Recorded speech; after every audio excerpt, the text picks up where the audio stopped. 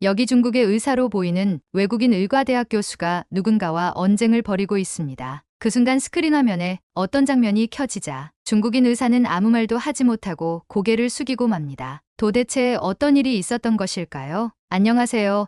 저는 현재 미국 최고 대학교인 하버드 대학교에서 진학 중인 네이비라고 합니다. 저희 집안은 할아버지부터 아버지까지 모두 의사 출신이셔서 저도 자연스럽게 의사라는 직업을 꿈꾸게 되었습니다. 그렇기에 힘든 과정을 전부 거치고 하버드 의과대학에서 졸업을 앞두고 있습니다. 그런데 최근에 한국의 의료기술이 부분적으로는 하버드보다 뛰어나다는 근거 없는 소문이 돌기 시작했습니다. 한국의 수술기술이나 치료법은 미국을 뛰어넘었다는 말도 안 되는 헛소리가 심심치 않게 들렸습니다. 급기야 한국으로 의료기술을 배우기 위해서 유학까지 가는 학생들까지 생기기 시작했다는 겁니다. 저는 이러한 상황에 전혀 이해를 할 수가 없었어요. 그러던 도중 하버드 의과대학에서 한국의 학술회의를 한다는 포스터가 학교에 붙었습니다. 저는 도대체 한국이라는 나라는 어떤 나라이길래 한국으로 유학까지 가고 한국을 주제로 학술회의까지 한다는 건지 궁금해서 학술회의에 참가했습니다. 하버드 의과대학에서 주최한 학술회에는 세계 각국에서 온 의료 전문가들이 모였습니다. 이번 학술회의 주제는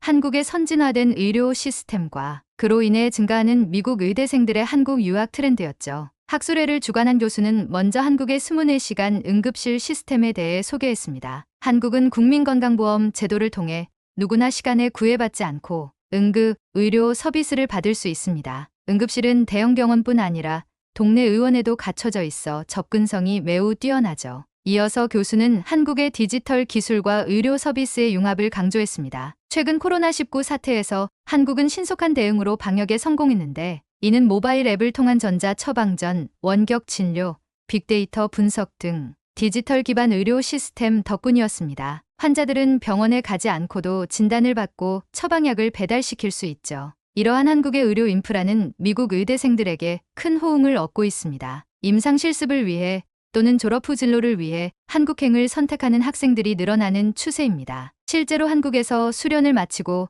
미국으로 돌아온 의사들의 실력은 현지에서 인정받고 있다고 합니다. 교수의 발표가 이어지는 동안 청중들은 고개를 끄덕이며 공감의 뜻을 표했습니다. 한국의 사례는 선진국을 포함한 여러 나라에 시사하는 바가 크기 때문입니다. 그러나 모두가 한국 의료 시스템을 칭찬하는 분위기 속에서 한 중국인 의가 손을 들고 발언권을 요청했습니다. 그녀의 표정은 불편한 심기를 드러냈고 이는 곧 학술회의 흐름을 뒤흔들 복선이 되고 말았습니다. 중국인 의사는 한국을 가난하고 후진적인 나라로 묘사하기 시작했습니다. 한국에는 교수가 말한 것처럼 응급실이 없으며 일반 국민들은 병원비를 감당할 수 없을 정도로 월급이 적다는 것입니다. 그녀는 오히려 중국이야말로 응급의료 체계가 잘 갖춰진 국가이며 미국 학생들이 유학을 간다면 중국을 택해야 한다고 주장했습니다. 이 발언에 학술회장은 술렁이기 시작했고 청중들의 얼굴에는 의아함이 가득했습니다. 방금까지 모두가 공감하던 내용을 정면으로 반박하는 주장이 나온 것입니다. 게다가 의사의 태도는 매우 적대적이었고 마치 한국을 비하하려는 의도가 다분해 보였습니다. 교수는 중국인 의사를 진정시키려 했지만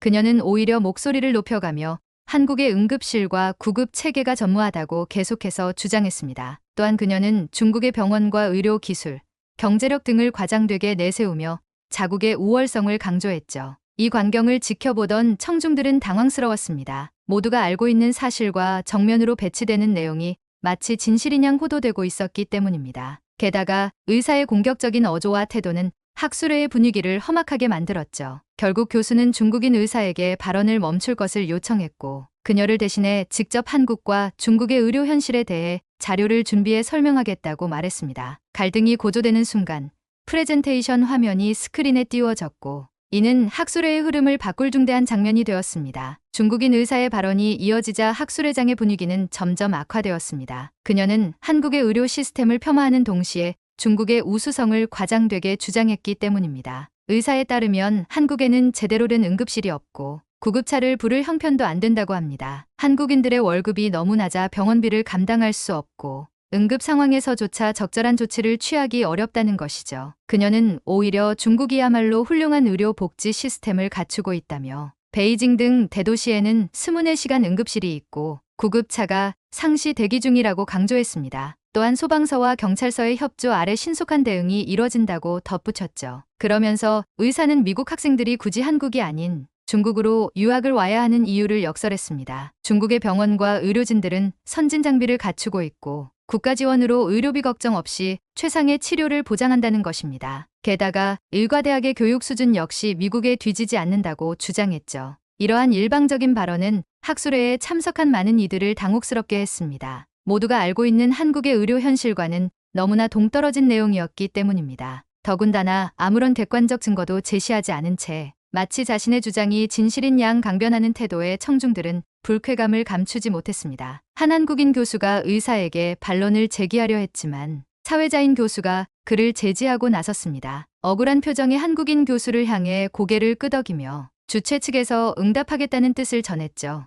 이내 당단의 선 교수는 중국인 의사가 제기한 문제들에 대해 하나하나 반박했습니다. 먼저 그는 한국에 24시간 응급실이 없다는 주장은 명백한 거짓이라고 잘라 말했습니다. 실제 통계 자료를 화면에 띄우며 한국은 OECD 국가 중 인구 대비 응급실 병상 수가 가장 많은 나라임을 보여주었죠. 이어서 교수는 구급 시스템과 관련해서도 의사의 무지를 꼬집었습니다. 그는 한국의 119 구급대가 전국 어디서나 15분 이내 현장 도착을 원칙으로 삼고 있으며 응급, 의료, 전용 헬기까지 운용 중이라고 설명했습니다. 또한 재난 대비 시스템과 감염병 대응 체계를 세계 각국이 벤치마킹하고 있다는 점도 상기시켰죠. 월급과 의료비 부담에 대해서도 교수는 한국의 건강보험 제도를 소개하며 반박에 나섰습니다. 전 국민 의무 가입 제도인 건강보험은 환자가 병원비의 일부만 부담하게 함으로써 서민들의 의료비 걱정을 크게 덜어주고 있다는 것입니다. 게다가 매달 납부하는 보험료 역시 소득 수준에 따라 차등 적용되므로 저소득층일수록 혜택이 크다고 강조했죠.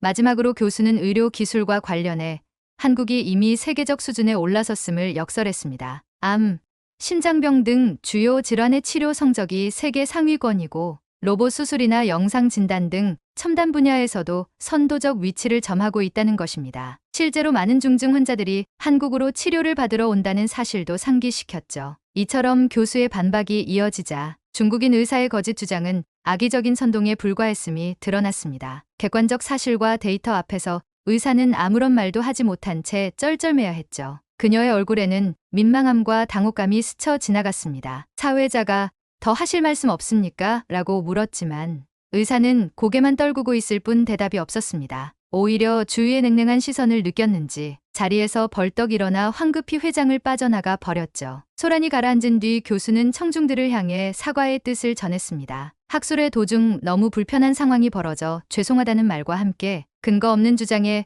귀 기울일 필요가 없음을 당부했습니다. 이제 학술회의 정상적인 토론이 이어질 수 있기를 바란다는 인사도 잊지 않았죠. 청중들은 교수의 말에 박수로 화답했습니다. 모두가 한국의 의료 시스템이 거짓 정보에 흔들리지 않을 만큼 탄탄하고 우수하다는 사실을 재확인한 셈이었습니다. 또한 앞으로도 이런 악의적 공격에 단호히 대처해야 함을 깨달았죠. 이렇게 중국인 의사로 인한 파란은 오히려 한국 의료의 우수성을 입증하는 계기가 되었습니다. 사실에 근거한 토론이 이뤄질 수 있는 장이 마련된 것이죠. 비록 불쾌한 상황이 벌어지기는 했지만 그것이 오히려 한국 의료의 위상을 높이는 데 기여했다는 평가도 있었습니다. 중국인 의사의 근거 없는 발언으로 학술회장이 잠시 술렁거렸지만 이내 사회를 보던 교수의 적절한 대응으로 토론은 정상 궤도에 올랐습니다. 교수는 먼저 한국과 중국 양국의 의료 현실을 객관적으로 비교하는 프레젠테이션 자료를 스크린에 띄웠습니다. 화면에는 한국의 응급실 전경과 통계 자료가 줄줄이 나열되어 있었습니다. 인구 5만 명당 응급실 병상수,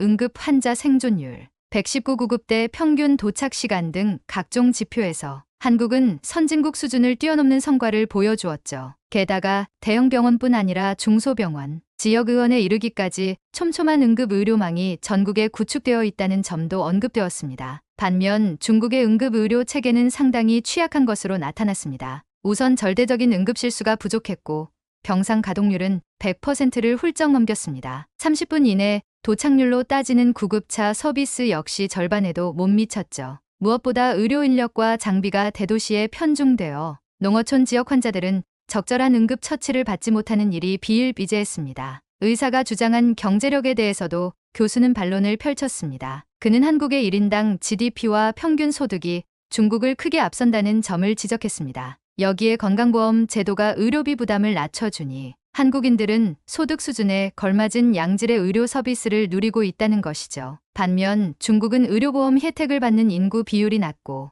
자부담 비율이 높아 의료비 걱정이 상당하다고 덧붙였습니다. 이처럼 교수의 발표가 이어지자 곧 의사의 거짓 주장은 여지없이 드러났습니다. 그녀는 아무런 객관적 증거도 제시하지 못한 채 감정에 휩싸여 일방적으로 한국을 비난했던 것입니다. 교수는 어떤 주장이든 사실에 근거해야 한다며 데이터와 논리로 무장한 토론의 중요성을 역설했죠. 청중석에서는 교수에게 힘찬 박수가 쏟아졌습니다. 특히 그동안 중국인 의사의 거짓에 불쾌했던 한국인 참석자들은 통쾌함을 감추지 못했죠. 이들은 사실관계를 명확히 밝혀주셔서 감사하다는 반응을 보였습니다. 한편 의사는 자리에 앉아 고개를 떨군 채 침묵하고 있었습니다. 방금 전까지만 해도 당당하게 중국 의료의 우수성을 외쳤지만 데이터 앞에서는 할 말을 잃은 것이죠. 어쩌면 자신도 사실을 알고 있었는데 국가적 자부심에 사로잡혀 거짓말을 했는지도 모릅니다. 교수는 다시 무대로 나와 학술회의 취지를 상기시켰습니다. 우리는 한국과 중국 어느 한쪽의 편을 드는 것이 아닙니다. 오로지 객관적 사실에 입각해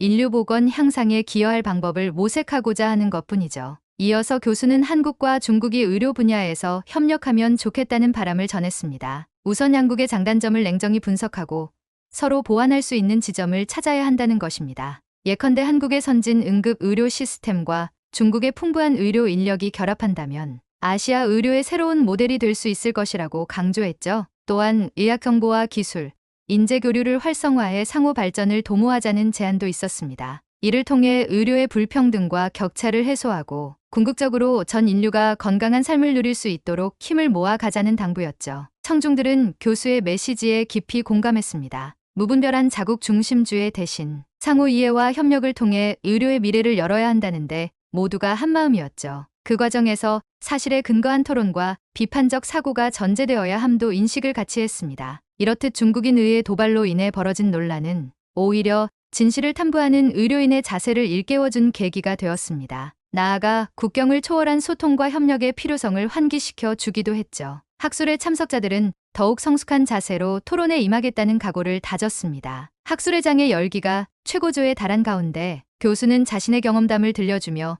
한국 의료의 우수성을 재차 강조했습니다. 그는 지난해 학회 참석차 한국을 방문했다가 길에서 넘어져 다쳤던 일화를 꺼냈습니다. 그때 발목을 심하게 접질려서 일어설 수가 없었습니다. 이대로는 비행기를 타고 귀국할 수 없겠다는 생각에 절망했죠. 그런데 길 가던 한국인들이 저를 부축해 주더군요. 그들은 저를 근처 지하철역으로 데려갔습니다. 처음엔 이해가 안 갔어요. 갑자기 지하철역으로 가자니요. 그러자 한국인 참석자 몇몇이 웃음을 터뜨렸습니다. 그들은 교수가 겪었던 당혹감을 충분히 짐작할 수 있었던 것입니다. 그런데 막상 역에 도착해보니 깜짝 놀랄 광경이 펼쳐졌습니다. 지하철 역사 안에 응급실이 있었던 거예요. 제 눈앞에 펼쳐진 광경을 보고 한국 의료 시스템이 얼마나 촘촘하고 세심한지 깨달았죠. 교수의 말에 학술회장은 감탄사로 가득 찼습니다. 지하철역 안에 응급실이라니 상상조차 하기 힘든 풍경이었으니까요. 하지만 한국에서는 이미 일상이 된 지 오래였습니다. 역 직원들이 상황을 보고하자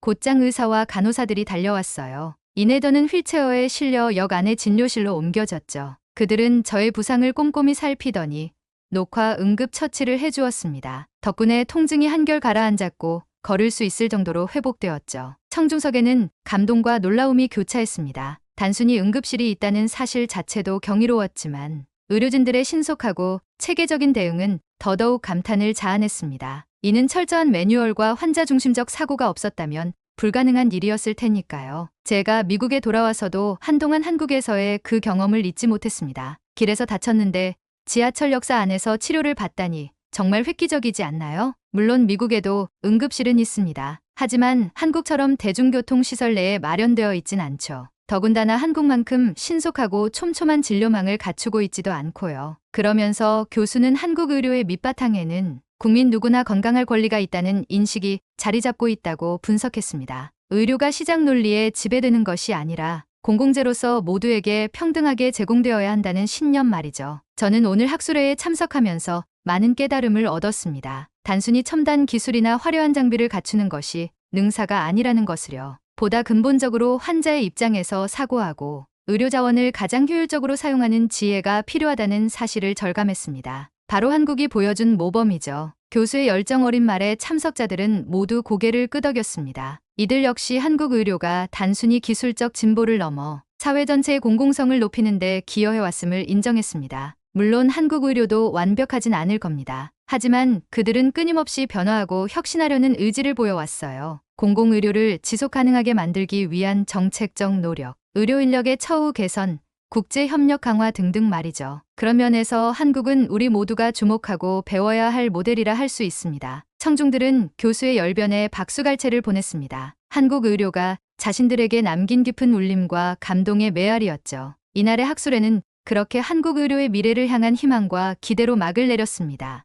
이후에도 교수의 이야기는 학계에 큰 반향을 불러일으켰습니다. 많은 이들이 한국행 비행기에 몸을 실었고 이들은 선진 의료 강국으로 발돋움한 한국의 모습에 감탄을 금치 못했죠. 나아가 한국의 사례는 의료의 공공성에 대한 범세계적 논의를 촉발하는 마중물이 되기도 했습니다. 물론 중국인 의회 발언으로 잠시 논란이 일기도 했지만 그 파장은 오래가지 않았습니다. 사실 그 자체의 힘으로 한국 의료는 이미 세계인의 신뢰와 찬사를 획득한 상태였으니까요. 객관적 진실 앞에서 근거 없는 비난은 설 자리를 잃고 말았습니다. 이렇듯 하버드 학술회에서 벌어진 사건은 한국 의료가 세계 무대에서 당당히 인정받는 계기가 되었습니다. 나아가 의학이 추구해야 할 보편적 가치, 그리고 협력과 상생의 중요성을 일깨워 주는 소중한 교훈을 남겼습니다. 한국이라는 나라에 대해 생각해보면 불과 몇 년 전만 해도 많은 사람들에게 한국은 다소 생소한 나라였습니다. 동아시아에 위치한 반도국가라는 지리적 특징과 함께 한국전쟁 이후 급속도로 이룬 경제 성장을 떠올리는 정도였죠. 한국하면 가장 먼저 떠오르는 것이라고는 매운 김치,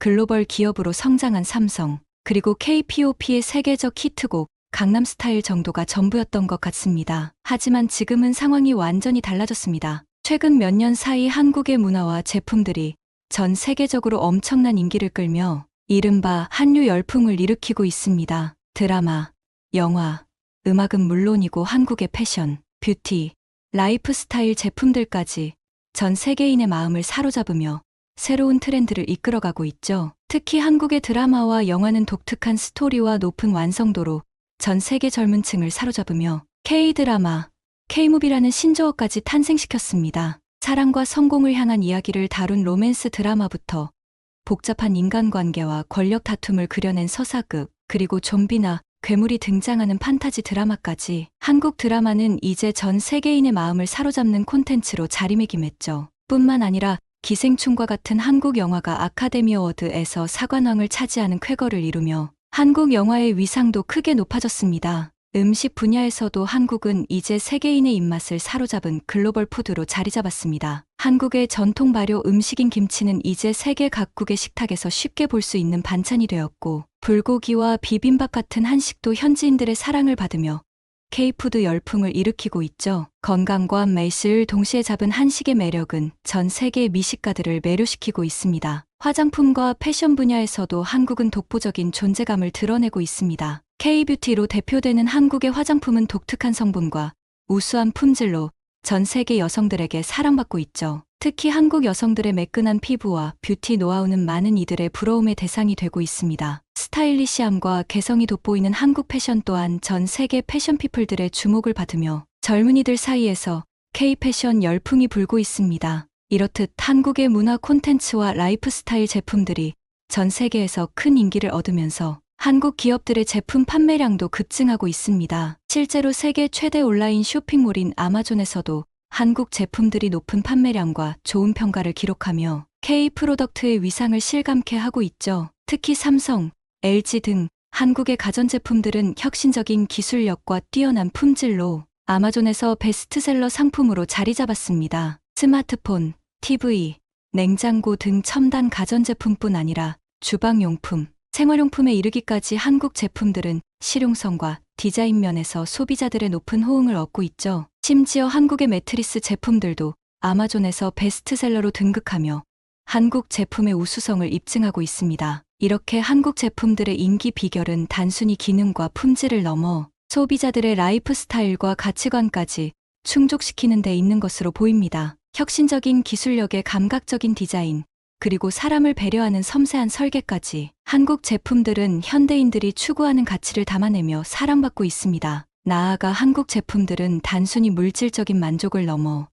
사람들의 삶의 질을 높이고 행복에 기여하는 역할도 하고 있습니다. 건강과 웰빙, 지속 가능한 라이프 스타일을 지향하는 한국 제품들은 사람들에게 더 나은 일상을 선사하고 있죠. 오늘 우리가 만나볼 메리의 사연 역시 한국 제품이 가진 이런 특별한 힘을 보여주는 사례라고 할 수 있을 것 같네요. 메리는 한국의 매트리스 덕분에 오랜 시간 고통받아왔던 불면증과 우울증을 극복하고 새로운 삶을 살게 되었다고 합니다. 과연 메리에게 어떤 일이 있었기에 한국의 매트리스가 그녀의 삶을 바꿔놓을 수 있었던 걸까요? 또 그 매트리스는 어떤 특별한 비결을 갖고 있었던 걸까요? 메리는 어린 시절 구두쇠 아버지와 순종적인 어머니 사이에서 불편한 관계 속에 자랐습니다. 메리의 어린 시절은 결코 행복하지 않았습니다. 아버지는 극도로 검소한 삶을 추구하는 구두쇠였고 어머니는 그런 아버지에게 무조건 순종하며 살아왔죠. 아버지는 한 푼이라도 아끼기 위해 식료품은 물론 옷까지, 생활용품까지 최소한으로만 구입했고 외식이나 여가 생활은 상상조차 할 수 없었습니다. 메리의 어머니는 남편의 구두쇠 기질에 불만을 품으면서도 그에게 의존할 수밖에 없는 현실에 늘 순종할 수밖에 없었죠. 이런 분위기 속에서 자란 메리는 어릴 적부터 부모님과 달리 자유롭고 풍요로운 삶을 동경했습니다. 친구들이 입는 예쁜 옷, 먹고 싶은 음식, 놀러 다니고 싶은 마음. 하지만 집안 분위기상 그런 것을 요구한다는 것은 상상조차 할 수 없었죠. 메리의 마음속에는 늘 결핍과 억압된 욕구가 자리 잡고 있었습니다. 이런 메리에게 대학 시절은 일종의 해방구와도 같았습니다. 부모의 통제에서 벗어나 자유를 만끽할 수 있게 된 것이죠. 메리는 화려한 옷을 입기 시작했고 동기들과 클럽과 바를 찾아다니며 젊음을 즐겼습니다. 하지만 이런 방탕한 생활은 오래가지 못했고 메리의 방황은 계속되었죠. 그러던 중 메리는 20대 중반 다니던 운동센터에서 독일인 남자를 만나 사랑에 빠지게 됩니다. 그는 잘생기고 지적이며 무엇보다 메리를 공주처럼 대해주는 다정한 남자였죠. 자신을 진심으로 사랑하고 아껴주는 남자를 만난 메리는 마침내 꿈꿔왔던 자유와 사랑을 동시에 얻게 된 것 같았습니다. 메리에게 남자는 자신을 올가매던 과거와 부모님의 굴레에서 벗어나 새로운 삶을 시작할 수 있는 희망과도 같았죠. 열애 끝에 두 사람은 결혼을 결심하고 메리는 남편을 따라 독일로 떠나게 됩니다. 익숙한 것들을 모두 뒤로한 채 낯선 나라에서 시작하는 신혼생활. 메리는 마침내 제 인생이 행복해질 거라 확신했죠. 하지만 메리의 기대와 달리 독일에서의 신혼생활은 순탄치 않았습니다. 남편은 연구원 일이 바빠 늦게까지 귀가하는 날이 많았고 주말에도 여행이나 데이트보다는 집에서 쉬는 걸 선호했죠. 세차게 불어오는 찬바람과 빗소리, 쓸쓸하고 적막한 집안 분위기는 메리를 외롭고 우울하게 만들었습니다. 게다가 남편과 대화를 나누다 보면 그가 메리에게 진심으로 마음을 열지 않는다는 느낌이 들곤 했죠. 일상적인 대화만 오갈 뿐 깊이 있는 소통은 없었습니다. 이국적인 음식과 분위기에 처음에는 설레었지만 시간이 갈수록 메리의 마음은 허전함으로 가득 찼습니다. 남편의 잦은 외박과 늦은 귀가는 점점 메리를 불안하게 만들었고 남편의 외도에 대한 의심으로까지 번졌습니다. 메리가 남편에게 외박 이유를 물으면 그는 늘 업무 때문이라며 둘러댔지만 남편의 냉랭한 태도와 어딘가 어색해진 분위기는 자연스레 메리를 의심하게 만들었죠. 고국에 있는 친구나 가족들과도 연락이 뜸해진 상태에서 메리의 삶은 점점 고립되어 갔습니다. 낯선 타국 생활에 적응하는 것도 벅찼지만 가장 힘들었던 건 남편과의 관계였죠. 사랑하는 남편이 자신을 멀어지게 하는 이유를 알 수 없던 메리는 깊은 상실감과 외로움을 느꼈고 어느새 우울증이 찾아왔습니다. 이런 극심한 스트레스와 우울함 속에서 메리는 술병을 붙들기 시작했습니다. 처음에는 가벼운 기분 전환 정도였지만 점점 술이 없으면 견딜 수 없을 정도로 술에 의존하게 되었죠. 쓸쓸한 마음을 달래기 위해 매일같이 혼자 술을 마시다 보니 어느새 알코올 의존증에 깊게 빠져버린 것입니다. 술로 외로움과 상실감을 잊으려 했지만 알코올은 메리를 더 깊은 수렁으로 빠뜨리고 있었습니다. 폭음과 함께 폭식증까지 겹치면서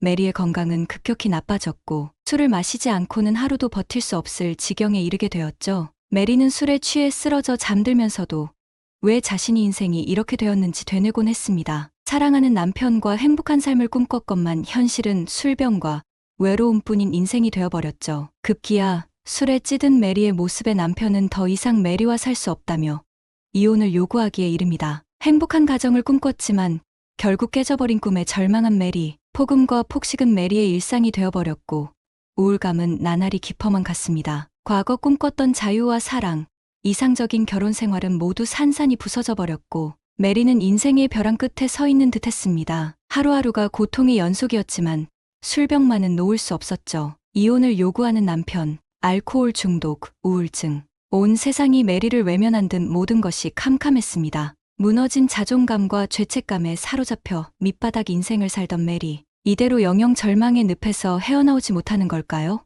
메리는 눈물로 하루하루를 버텨냈습니다. 하지만 이런 암흑 같은 순간에도 한 가닥 희망의 빛이 있기 마련입니다. 우연히 만난 한국 매트리스와의 인연이 메리의 인생을 바꿔놓기 시작했으니까요. 과연 메리는 어떤 계기로 한국의 매트리스를 알게 되었을까요? 그리고 한국의 매트리스는 어떻게 메리를 절망의 나락에서 건져 올릴 수 있었을까요? 메리의 알코올 의존이 날이 갈수록 심각해져 가자 남편의 태도는 점점 더 냉랭해졌습니다. 처음에는 메리의 술 문제를 애써 모른 척하던 남편이었지만 이제는 메리의 알코올 중독을 문제 삼으며 이혼을 요구하기에 이르렀습니다. 메리를 진심으로 사랑했던 적이 있기는 한 걸까요? 수년간 메리를 외면하고 외도를 일삼던 남편이 이제 와서 메리의 알코올 문제를 구실로 이혼을 요구하다니 그것은 메리에게 또 다른 상처이자 배신감이었습니다. 게다가 남편은 메리에게 충격적인 사실을 고백했습니다. 그동안 자신이 외도를 저질렀던 상대가 바로 한국인 여성이라는 것이었죠. 메리와 결혼하기 전부터 한국인에 대한 차별적인 시선을 드러내온 남편이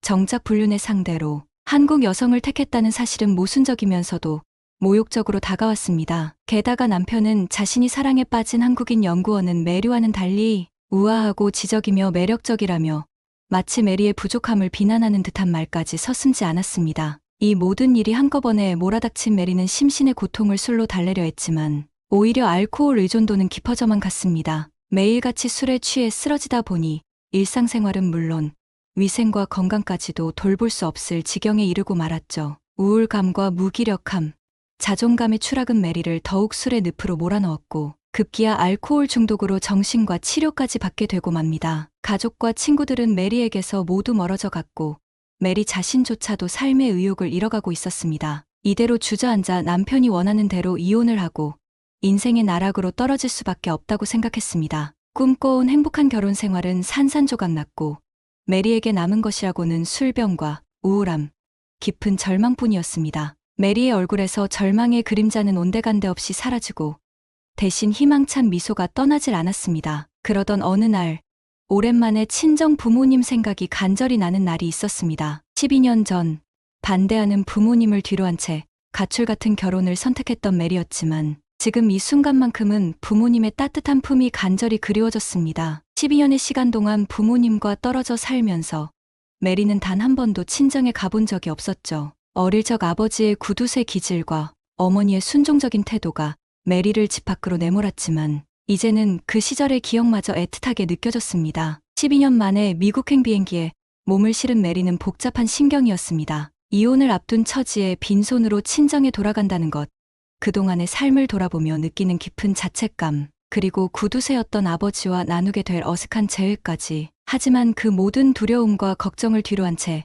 메리는 떨리는 마음으로 부모님께 전화를 걸었습니다. 엄마, 저 메리예요. 12년 만이네요. 메리의 목소리를 듣자마자 어머니는 너무나 기쁜 듯 소리를 질렀고 그 뒤로 쏟아지는 걱정과 그리움의 말들은 메리의 눈시울을 붉혔습니다. 아버지는 허리 디스크로 투병 중이라 직접 전화를 받지는 못했지만 어머니의 말씀 속에서 아버지의 근황과 메리에 대한 염려를 들을 수 있었죠. 집으로 돌아온 메리를 맞이한 것은 노쇠하고 지친 부모님의 모습이었습니다. 12년 전과 달리 백발이 성성해진 부모님을 보며 메리는 가슴 한켠이 먹먹해졌죠. 반갑게 메리를 안아주시는 어머니의 포옹에 메리는 왈칵 쏟아지는 눈물을 참을 수 없었습니다. 아버지도 이제는 예전의 강압적인 태도는 온데간데 없이 메리를 보자마자 눈물을 글썽이셨죠. 메리야, 정말 오랜만이다. 그동안 많이 힘들었지. 그렇게 오랜만에 재회는 서로에 대한 미안함과 그리움, 그리고 사랑으로 가득 찼습니다. 메리는 부모님과 함께 앉아 독일에서의 생활,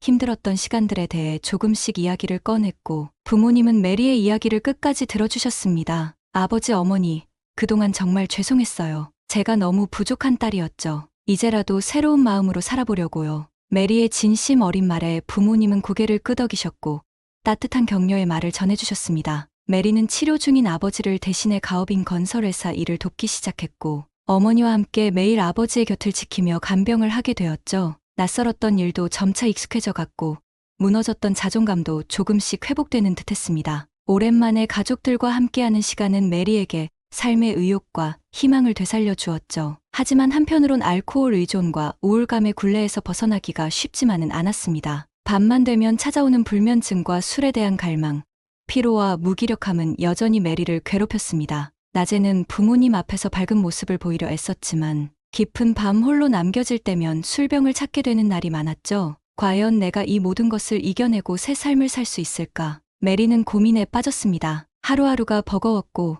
완전히 새 삶을 시작할 수 있을지에 대한 의문이 들 때도 있었죠. 하지만 따뜻한 부모님의 사랑과 격려, 그리고 조금씩 찾아오는 자신감은 메리에게 희망의 씨앗이 되어주고 있었습니다. 그러던 어느 날, 메리는 우연히 한국의 매트리스에 대한 이야기를 듣게 됩니다. 부모님을 위한 선물로 한국 매트리스를 구매하면서 메리의 삶에 놀라운 변화가 찾아올 줄은 그때는 아무도 몰랐죠. 낡고 불편한 부모님의 매트리스를 바꿔드리기로 결심한 것이 계기가 되어 메리는 한국 매트리스와의 운명 같은 만남을 갖게 됩니다. 메리가 독일에서의 힘들었던 삶을 뒤로하고 친정으로 돌아온 지 얼마 지나지 않아 그녀는 여전히 불면증과 건강 악화로 고통받고 있었습니다. 낮에는 아버지의 회사 일을 돕고 어머니와 함께 시간을 보내며 웃음 짓는 듯 보였지만 밤만 되면 악몽에 시달리며 제대로 잠들 수 없었죠. 술에 의존하지 않고 잠들기가 너무 힘들었고 숙면을 취하지 못한 날이 계속되자 몸과 마음의 피로는 점점 더 커져만 갔습니다. 이대로는 안 되겠어. 뭔가 근본적인 대책이 필요해. 메리는 새로운 매트리스를 사기로 마음먹었습니다. 푹신한 매트리스에 몸을 뉘면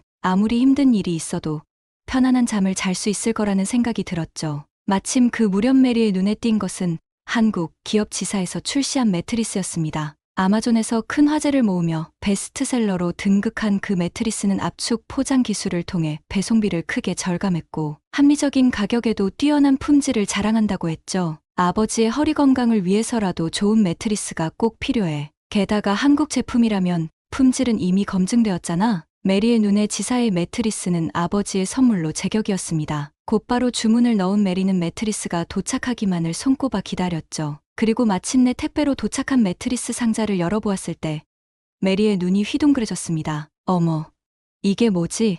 매트리스가 이렇게 작은 상자 안에 들어있다고. 상자 안에는 놀랍게도 진공 포장된 매트리스가 얇게 말려 들어가 있었던 것입니다. 의아해하는 메리에게 어머니가 말했죠. 얘야, 이게 바로 그 한국 기업이 개발했다는 압축 포장 기술이란다. 클 때는 저렇게 작은데 포장을 풀면 금세 부풀어 오른댔어. 정말 놀라운 기술이지 않니? 메리는 한국 기업의 혁신적인 기술력에 감탄을 금치 못했습니다. 배송은 물론 보관까지 편리하게 만드는 압축 포장 기술이라니 소비자를 먼저 생각하는 마음이 느껴졌죠. 설레는 마음으로 매트리스를 침대 위에 올려놓고 진공 포장을 풀자 매트리스는 1분도 채 되지 않아 본래의 크기로 부풀어 올랐습니다. 마치 영화에서나 볼 법한 장면이었죠. 메리와 가족들은 모두 감탄사를 연발하며 매트리스의 감촉을 직접 느껴보았습니다. 아, 정말 푹신하고 포근한 느낌이에요. 마치 구름 위에 누운 것 같아요. 허리가 받쳐주는 느낌이 확실히 달라. 이런 매트리스는 처음이야. 오래된 매트리스에서는 한 번도 느껴보지 못했던 편안함이었죠. 특히 메리의 아버지는 그동안 허리 통증으로 숙면을 취하지 못했었는데 한국 매트리스 덕분에 이제 푹 잘 수 있게 되었다며 한바구음을 지으셨습니다. 어머니 역시 침대에 몸을 뉘어보더니 마치 다시 젊어진 기분이라며 기뻐하셨죠. 메리 역시 그날 밤 처음으로 깊고 편안한 잠을 잘 수 있었습니다. 꿈속에서 들려오던 남편의 모진 말들, 그리고 알코올에 의존하던 절망의 나날들이 마치 먼 과거의 일처럼 느껴졌죠. 포근한 매트리스에 몸을 맡긴 채 깊은 잠에 빠져들 수 있었던 건 정말 오랜만의 일이었습니다. 다음 날 아침, 메리는 상쾌한 기분으로 일어났습니다. 온 가족이 한국 매트리스 덕분에 숙면을 취하고 개운히 잠에서 깼죠. 식탁에 둘러앉은 가족들의 얼굴에서는 웃음이 떠나질 않았습니다. 메리야, 정말 고마워. 이렇게 좋은 매트리스를 선물해줘서 말이다. 내 덕분에 우리 가족 모두 건강해질 수 있을 것 같구나. 아버지의 말씀에 메리의 눈시울이 뜨거워졌습니다. 그동안 부모님께 제대로 된 효도 한 번 해드리지 못했던 자신을 반성하게 되었죠. 이제야 비로소 가족의 소중함을 깨달은 것 같았습니다. 매트리스로 시작된 작은 변화는 메리의 삶을 서서히 변화시켜 갔습니다. 숙면을 취하게 된 메리는 건강도 좋아졌고 일에서도 더 큰 보람을 느낄 수 있게 되었죠. 무엇보다 술과 약물에 의존하지 않고도 건강하고 충만한 삶을 살아갈 수 있게 되었습니다. 매일 밤 가족들과 함께 쓰는 한국 매트리스는 마치 메리에게 새로운 삶을 살 수 있는 희망과 용기를 선물하는 듯 했습니다. 메리는 지난날의 아픔과 상처를 털어내고 앞으로 행복한 미래를 그려나갈 수 있을 것만 같았죠. 한국 제품 정말 놀라워. 단순히 좋은 물건을 넘어서 사람들의 삶까지 이렇게 바꿔놓다니. 메리의 중얼거림에 가족들도 고개를 끄덕였습니다. 이제 메리 가족에게 한국 제품은 삶의 질을 높여주는 고마운 존재가 되었죠. 혁신적인 기술력, 사람을 배려하는 섬세한 설계, 그리고 합리적인 가격까지 한국 제품들은 이미 많은 사람들의 일상을 행복하게 만들고 있었습니다. 메리의 사연은 그 놀라운 힘과 가치를 증명하는 또 하나의 이야기였죠. 메리는 한국 매트리스를 시작으로 집안 곳곳에 한국 제품들을 들여놓기 시작했습니다. 가전제품, 주방용품, 생활용품까지 한국 제품은 어느새 메리네 집 전체를 감싸 안았죠. 그렇게 한국 제품과 함께 새로운 삶을 시작한 메리 가족. 이들의 앞날에는 이제 웃음과 행복만이 가득할 것만 같았습니다. 메리의 얼굴에서 절망의 그림자는 온데간데 없이 사라지고 대신 희망찬 미소가 떠나질 않았습니다. 한국 제품은 이처럼 작은 변화로 누군가의 인생을 구원할 만큼 큰 영향력을 지니고 있습니다. 메리의 사연이 전하는 감동의 메시지는 분명 많은 이들에게 용기와 희망을 선사할 수 있을 거예요. 앞으로도 전 세계인의 삶을 행복하게 만들어 갈 한국 제품의 힘찬 행보를 기대해봅니다. 이는 곧 세계인의 행복과 직결되는 일이 될 테니까요. 안녕하세요, 여러분.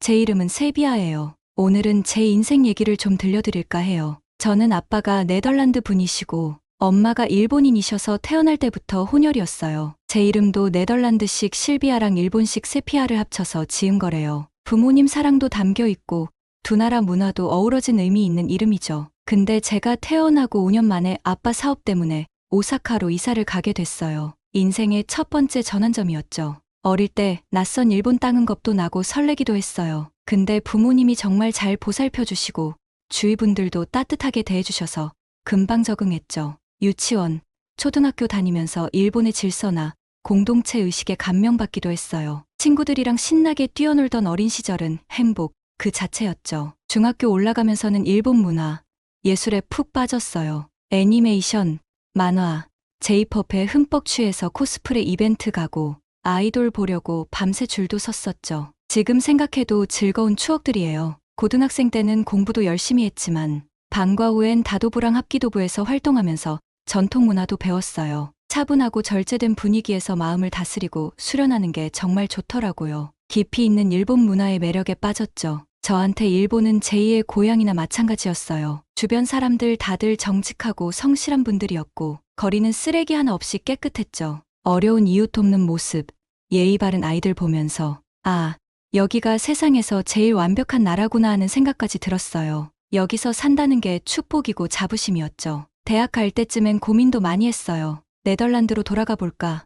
세계 무대에 도전해 볼까? 하지만 역시 마음은 일본에 있더라고요. 친근한 공동체, 질서 있고 평화로운 삶, 평생 여기서 살고 싶다는 생각뿐이었죠. 근데 뜻밖의 일이 생겼어요. 한국행 티켓 한 장이 저의 인생을 완전히 바꿔놓은 거예요. 그냥 종이 쪼가리일 줄 알았는데 운명을 흔드는 폭탄이 돼버렸죠. 새로운 만남, 낯선 도전, 얽힌 역사의 매듭을 풀어가는 과정. 한국에서 겪은 온갖 경험들이 절 성장시키고 시야를 넓혀줬어요. 편견과 무지를 깨닫고 진짜 저 자신을 발견하는 여정이기도 했죠. 제 인생, 이제부터가 시작이었던 거예요. 본을 떠나 한국행을 택한 저는 어떤 운명과 마주하게 될까요? 젊음의 열정, 호기심, 사랑의 흡인력에 이끌려 한국행 비행기에 몸을 실은 제 모습, 상상이 되시나요?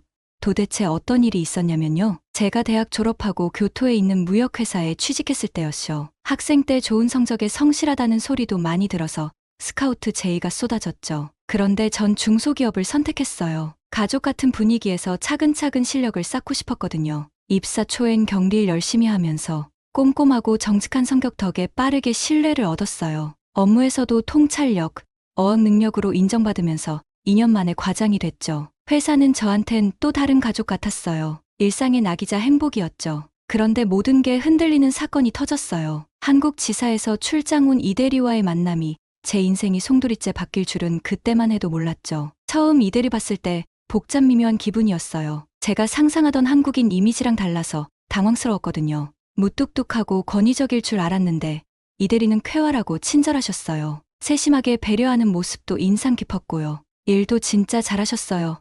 날카로운 분석력에 독창적 아이디어까지 외국어에 능통하시고 식견도 넓으셔서 존경심까지 들더라고요. 매일 출근길에 마주치는 밝은 미소, 따뜻한 말 한마디가 절 행복하게 만들었어요. 그분에게 점점 끌리는 걸 느꼈죠. 그런데 한편으론 갈등도 있었어요. 편견, 고정관념, 양국의 역사적 앙금, 부모님과 주변에서 만류도 많았고요. 하지만 솔직한 제 맘은 이대리에게로 향하고 있었어요. 프로젝트 막바지에 용기 내서 식사 신청했더니 흔쾌히 수락해 주시더라고요. 아늑한 이자카야에서 맛있는 음식에 술 한잔하며 속마음을 털어놓게 됐죠. 저도 진심을 고백하고 싶었는데 쉽지 않더라고요. 결국 프로젝트는 성공적으로 끝나고 이대리는 한국으로 돌아가야 했어요. 엄청난 상실감에 휩싸였죠. 행복했던 추억들, 서로를 이해하고 존중하는 동지애들이 다 사라질 것만 같았어요. 이대리 배웅하러 공항 갔던 날 가슴이 너무 아팠어요. 붙잡고 싶은데 주저했던 제 자신이 원망스러웠죠. 그분의 환한 미소 짐 끌고 떠나는 뒷모습이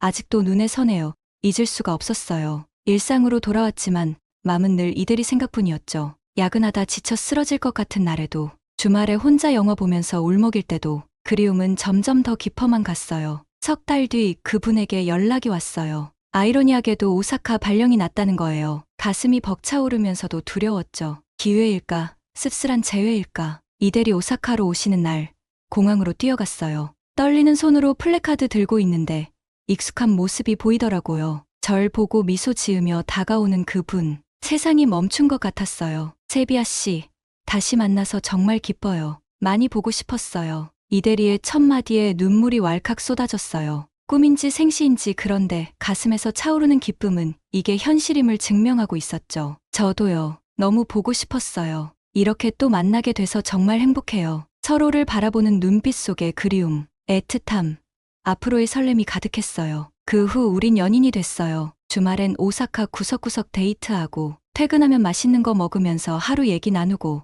사랑하는 사람과 함께하는 일상이 얼마나 소중한지 깨달으면서 점점 미래를 꿈꾸게 됐죠. 그런데 행복도 잠시, 불안감이 엄습했어요. 한일 간의 복잡한 역사, 주변에 우려 섞인 시선들, 특히 이별의 공포가 절 덮쳤어요. 밤낮으로 고민에 빠졌죠. 고민 끝에 이대리에게 솔직히 털어놨어요. 두려움, 망설임, 그리고 진실된 사랑. 이대리는 조용히 들어주시더니 따뜻하고 단호하게 말씀하셨어요. 세이비아 씨, 우리 사랑은 그 무엇도 막을 수 없어요. 전 당신과 행복한 미래를 만들고 싶습니다. 함께라면 뭐든 해낼 수 있을 거예요. 진심 어린 고백에 눈물이 왈칵 쏟아졌어요. 그분의 품에 안겨 새로운 길을 결심했죠. 그렇게 행복한 연인 시절을 보냈는데 이대리 발령이 끝나갈 때쯤 중대한 결정을 내려야 했어요. 전 회사를 그만두고 한국행을 택했죠. 사랑하는 사람과 새 미래를 만들기로 한 거예요. 공항 가는 길에 마음이 복잡했어요. 두려웠지만 한편으론 설레기도 했죠. 미지의 한국 땅에서 기다리는 새 삶, 이대리랑 만들 앞날을 생각하니 가슴이 두근거렸어요. 이렇게 시작된 두 번째 한국행, 이번엔 사랑하는 사람과 함께라 더 특별했죠. 과연 한국에선 어떤 모습들이 절 반길까요? 이대리와 싸울 추억은 또 얼마나 행복할까요? 설렘 반 두려움 반으로 한국에 첫 발을 디뎠어요. 새로운 인생의 막이 오르려던 참이었죠. 새하얀 도화지 같은 새 출발. 이제 막 첫 페이지를 펼치기 시작한 거예요. 인천공항에 내리자마자 눈앞에 펼쳐진 광경에 압도당했어요. 웅장하고 현대적인 건물들, 분주하지만 질서 정연한 사람들, 곳곳에 느껴지는 역동적 에너지까지 마치 미래 도시에 온 것 같았죠. 입국 심사대 통과하고 나오니 이대리가 환하게 웃으며 손 흔들더라고요. 따뜻한 포옹으로 한국에서의 새 일상이 시작됐어요. 이대리 아파트에 짐 풀고 동네 식당에서 소박한 저녁 먹으면서 앞으로 계획 얘기했죠. 다음 날 아침 이대리랑 같이 서울 구경 나섰어요. 북적이는 거리, 높은 빌딩 숲, 골목마다 풍기는 음식 냄새의 감탄사가 절로 나왔어요. 특히 가로수길 감각적인 카페와 편집숍, 이태원 이국적 분위기, 남산에서 본 서울 스카이라인은 정말 인상 깊었죠. 이대리는 한국의 매력을 하나하나 알려주셨어요. 전통과 현대가 공존하는 인사동 골목,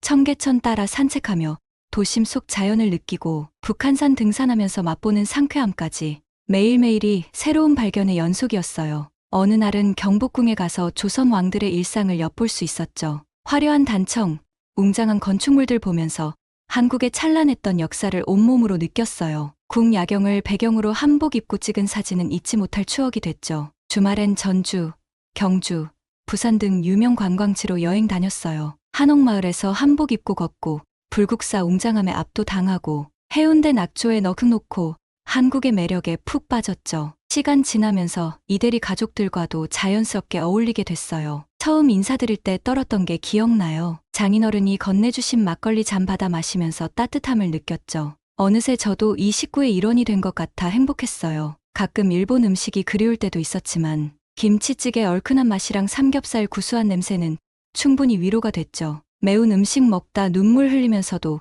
이대리랑 웃었던 게 떠올라요. 한국 음식통에서 이 나라 사람들의 정과 열정을 느낄 수 있었어요. 매일이 새롭고 신선한 경험이었지만 힘든 순간도 있었어요. 서툰 한국어 실력 때문에 애먹고 문화 차이로 오해도 빚어지고 그래도 낙담하지 않았어요. 이대리가 응원해주고 위로해주는 힘이 되어줬거든요. 한국어 공부도 열심히 했죠. 이대리랑 책 읽고 드라마 보면서 하나씩 익혀갔어요. 발음 틀려서 민망했던 적도 문장 만들다 헤맸던 적도 이젠 웃으면서 얘기할 수 있게 됐죠. 시간이 흘러 조금씩 한국 사회에 녹아들었어요. 이웃들과 정 나누고 한국 친구들도 사귀면서요. 문화 차이로 혼란스러울 때도 있었지만 항상 배우려는 자세로 임했죠. 그 과정에서 진정한 세계 시민으로 성장했다고 봐요. 그러다 운명 같은 만남이 있었어요. 도서관에서 우연히 만난 한 교수님. 그분은 한일 근현대사에 해박하신 분이었죠. 제 사연을 듣고 공감해 주시면서 일제강점기의 아픔과 양국의 역사 갈등에 대해 설명해 주셨어요.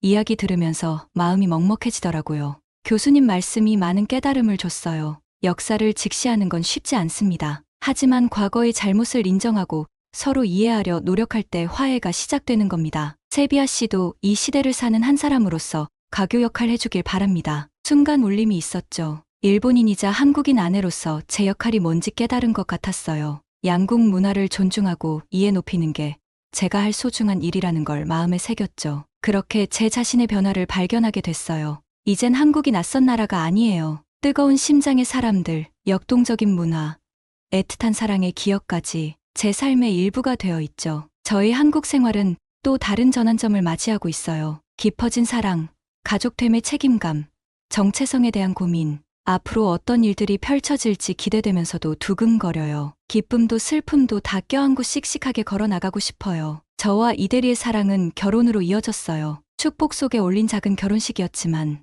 그 행복과 감동은 영원히 잊지 못할 거예요. 하얀 드레스 입은 제 모습, 턱시도 입고 환하게 웃는 이대리. 지금 생각해도 눈물이 날 것 같아요. 결혼하고 정신없이 바빴죠. 적응도 해야 했고 살림도 배워야 했으니까요. 명절 때 차례 지내는 법, 시부모님 선물 고르기, 집안일하며 가정 꾸리기, 매일이 도전의 연속이었어요. 하지만 기쁜 마음으로 해냈어요. 사랑하는 남편과의 일상이 행복했거든요. 어려울 땐 서로 의지하면서 함께 극복해 나갔죠. 얼마 뒤 더 기쁜 소식이 찾아왔어요. 저희 부부에게 아기가 생긴 거예요. 두 나라 문화가 조화를 이룬 가정을 만들어갈 희망을 품게 됐죠. 행복한 나날이지만 가끔 깊은 생각에 잠기곤 해요. 일본의 가족들, 친구들, 그리고 모국에 대한 그리움이요. 여행하며 느꼈던 벅찬 감정들, 양국의 복잡한 역사에 대한 고민도 지워지지 않아요. 하지만 다시 마음을 다잡았어요. 제가 이제 가교 역할을 해야 한다는 걸 깨달았거든요. 문화와 역사를 잘 이해하고 소통하는 게 제 소명이라는 걸 느꼈어요. 우선 아이에게 양국 언어를 가르치기로 했죠. 두 문화를 자연스레 익히고 경험하도록 돕는 게 부모로서 해줄 수 있는 가장 큰 선물이라 생각했어요. 또 주위 분들과 문화에 대해 대화 나누기 시작했어요. 차이를 인정하고 존중하며 열린 마음으로 소통하려 노력했죠. 그러다 보니 편견의 벽이 허물어지고 진정한 공감이 싹 트더라고요. SNS로도 메시지를 전하고 있어요. 양국 일상, 문화 체험, 평화와 화합의 이야기까지요. 제 진솔한 얘기에 많은 분들이 공감해 주시고 응원도 보내주세요. 작은 노력이 세상을 변화시킬 수 있다는 희망을 갖게 됐죠. 얼마 전 우리 아이가 태어났어요. 한국과 일본의 피가 어우러진 눈부신 생명체예요. 아이를 안으면서 새로운 다짐을 했죠. 이 아이가 평화로운 세상을 만드는 데 기여하도록 제가 올바른 길잡이가 되어주자고요. 지금은 아이와 함께 성장하는 행복한 나날을 보내고 있어요. 한국에서의 삶에 너무나 감사하죠. 사랑하는 가족, 따뜻한 이웃, 저를 성장하게 해준 값진 경험들까지. 한국은 이제 제 제2의 고향이자 터전이 됐어요. 하지만 여기서 멈추진 않을 거예요. 주어진 역할을 다 하기 위해 노력할 거예요. 문화교류 행사에 참여하고 일본에서 한국을 알리는 홍보대사도 되고 싶어요. 한일 우호 협력을 위한 시민단체 활동으로 평화의 메시지도 전할 거고요. 이젠 제 삶 자체가 한일 두 나라를 잇는 달이에요. 양쪽 정체성이 공존하는 게 혼란이 아니라 소중한 자산이자 원동력이 되어주고 있죠. 다양성이 존중받는 세상을 향한 제 노력은 멈추지 않을 거예요. 어쩌면 제 이야기는 우리 모두의 이야기일지도 몰라요. 작은 노력들이 모여 세상을 바꾸는 힘이 된다는 것. 우리 안의 차이와 다양성이 서로를 이해하는 끈이 된다는 것 말이에요. 제 여정은 아직 끝나지 않았어요. 앞으로도 일본인이자 한국인으로, 엄마이자 아내로 그리고 평화의 메신저로 걸어갈 거예요. 여러분도 저와 함께 이 길을 응원해 주시면 좋겠어요. 제 이야기가 많은 분들께 용기와 희망이 되길 바라면서요. 제 얘기 들어주셔서 정말 감사해요. 여러분도 각자의 자리에서 평화를 위해 힘써 주시길 바랄게요. 우리 함께 아름다운 세상을 만들어 가요.